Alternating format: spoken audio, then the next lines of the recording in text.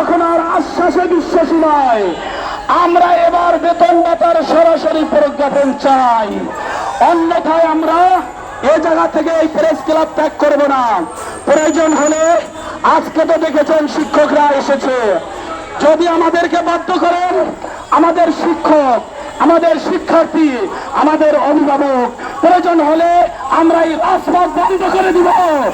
এই রাজপথ বন্ধ করে যেই রকম করে ফ্যাসিস্টকে আমরা বিদায় করেছি, প্রয়োজন হলে আবার একবার জুলাই হবে। এই জুলাইয়ের মাধ্যমে আমরা আমাদের ইফতেদায়ী ন্যায্য দাবি আদায় করে ছাড়বো ইনশাআল্লাহ। সম্মানিত ভাইরা, আপনাদের প্রতি উদার আহ্বান জানাবো, যারা মুরব্বী আছেন সবাই বসে যাবেন। আমাদের এই কর্মসূচি সফল করার জন্য কেন্দ্রীয় নেতৃবৃন্দ যখন আপনাদেরকে যেই নির্দেশনা দিবে, এই নির্দেশনা মেনে আপনারা চলবেন। আপনারা সকলে শিক্ষক, আমরা সকলে শিক্ষক, তার ভিতরে আমরা আবার মাদ্রাসার শিক্ষক, কি বলেন ঠিক কিনা? আমরা আমাদের শিক্ষকের পরিচয় দিব। কেউ আমাকে, আমি কাউকে আগে আঘাত করব না, কিন্তু কেউ যদি আমাকে আঘাত করে অন্যায়ভাবে, সেটা প্রতিরোধ করতে